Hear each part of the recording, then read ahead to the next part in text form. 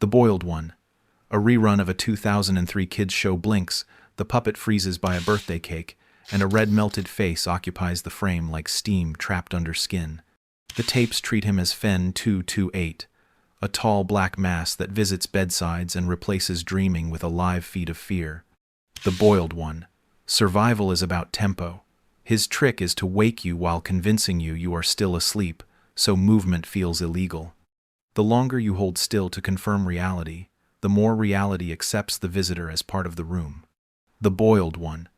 Under the hood, the craft is broadcast logic. He hijacks familiar shows and family rhythms, then uses a slow push-in to coach your heartbeat into a metronome he can count. The Boiled One.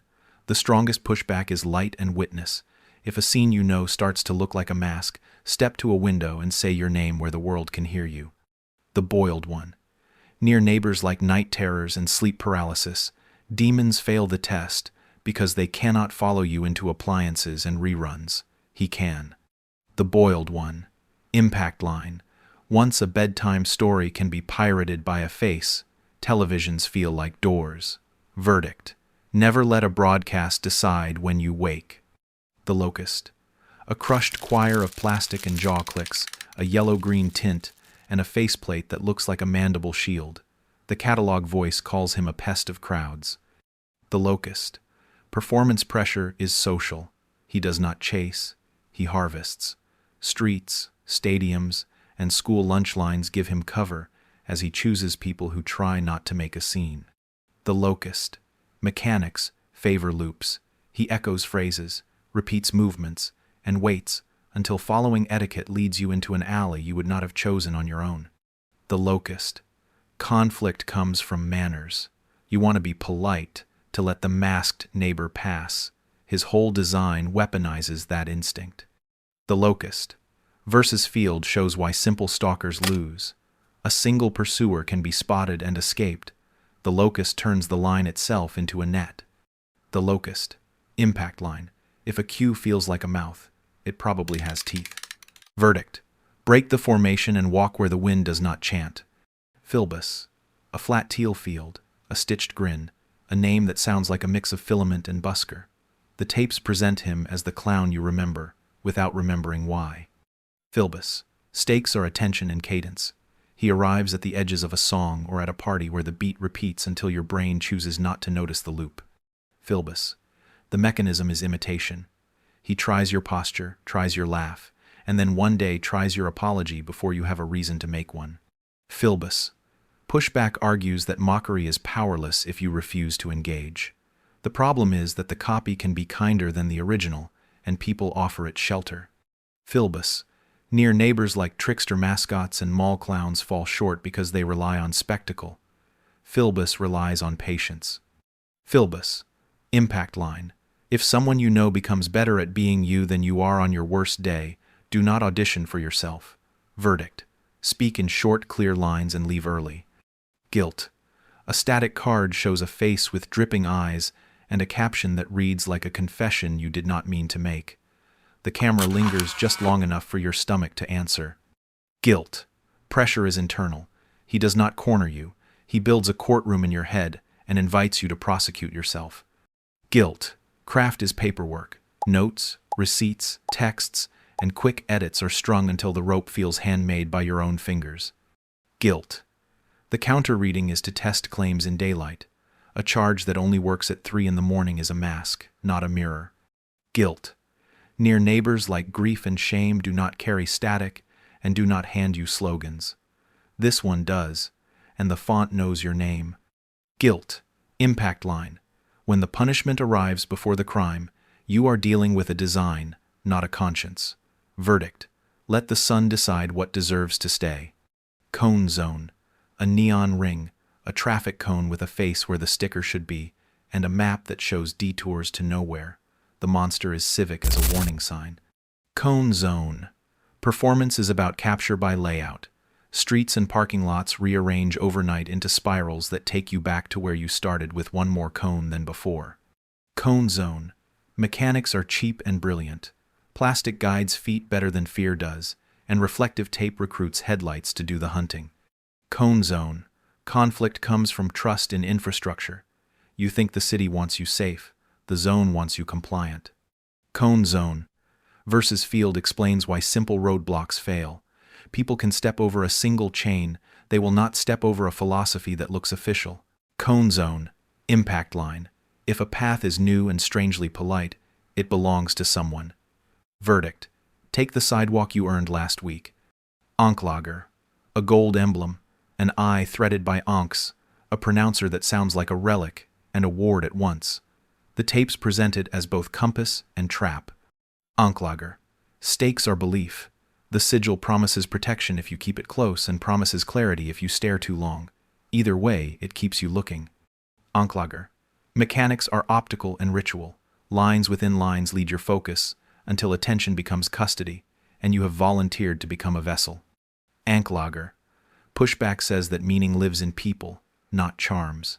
If the mark works only when you are exhausted, you did the lifting, not the symbol. Ankhlager, near neighbors like cult logos and talismans either demand allegiance or money. This one demands concentration. That is more expensive.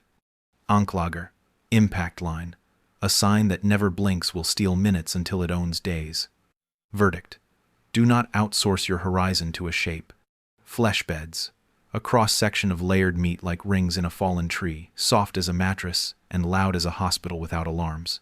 The name is literal. Fleshbeds, performance pressure is bodily. It offers rest that is too good, posture that is too easy, and warmth calibrated to memories you do not remember on purpose. Fleshbeds, under the hood is slow assimilation. The more you relax, the more the layers match yours, until standing up feels like separating pages of a wet book. Fleshbeds, conflict arises because people are tired. The bed always finds you after a week that started a month ago. Fleshbeds versus field shows why simple lures lose and this wins. A couch can tempt you. A fleshbed's room persuades the joints. Fleshbeds, impact line. If the furniture sighs when you do, you are being rehearsed. Verdict: set timers and sleep on edges. Breath, a fog mouth that makes rooms thinner. A white-gray plume that reads like a corridor. The trick is that it moves like weather, but thinks like an usher. Breath, stakes are time and oxygen. The longer you stay where you cannot see your knees, the more the fog learns your speed and sets the next room to match it. Breath, mechanics are crowd control tactics. The plume hides thresholds and suggests routes by hiding all the others, and soon you walk where it expects you to walk. Breath, pushback is to stop and shrink. Sitting low with cloth over nose and eyes closed for a count lets the plume drift past without making you part of its math. Breath, near neighbors like smoke and steam fail the test because they disperse on their own schedule. Breath waits for yours. Breath, impact line. If the air seems to have a plan, do not contribute yours. Verdict, lower profile, then move the opposite of obvious. A micro-vignette to humanize the stakes. A dad takes his kid to the big box store after dinner. The cones push them past the closed bakery and into a new lane with smiling signs. Halfway through the corral, the kid says the cones are facing the wrong way. They step over one and cut through garden soil instead, and the parking lot feels like it exhales. Another. Two roommates stream a cartoon to unwind. The puppet stops mid-bite, the frosting looks like skin, and the laugh track returns without the cast. One roommate reaches for the remote. The other says his name out loud to the empty room and opens the blinds. The face vanishes at the speed of embarrassment. Curiosity loop pays off here. The doctor in the name is a design choice, not a profession. The monsters are prescriptions for behavior. Wake slowly and he arrives. Cue politely and he feeds. Trust symbols, and you study for a test, he wrote. Seek perfect rest, and you volunteer to be upholstery. Follow the fog, and you will never know you did. Pattern interrupt to reset attention. If that is true, then the path out is not courage, but refusing the homework. Keep routines that break routines. Make it harder for a story to hire your reflexes. Do not glamorize harm. Focus on craft, logic, and psychology. These creatures succeed by teaching us to cooperate with them. The counter is not a weapon. It is a plan that refuses their lesson. Escalation lands late with the simplest canon detail. Breath is not an element. It is an usher with patience. The cone is not plastic. It is a vote for a route. So, what changes when you know this? You build cheap rituals that point the other way. You name yourself out loud when a room tries to name you first. You carry a pocket light not to fight monsters but to break layouts. You nap in chairs that resent you a little, so they will never become you. You learn a habit of pausing at the mouth of fog and counting to 5 where no one can hear you. A closing human beat. On a late bus, a woman sees a cone on the aisle and laughs because someone is clearly moving. She picks it up, sets it on the seat, and the driver thanks her. 3 stops later, she is home and the apartment feels like hers again. The lesson holds. When the world tries to direct without credentials, ask it to show ID. Dr. Nowhere's bestiary is not asking you to be brave. It is teaching you that design can be hungry. If you keep a little light, a little noise, and a habit of choosing the old path over the new spiral, you will get where you meant to go and be yourself when you arrive.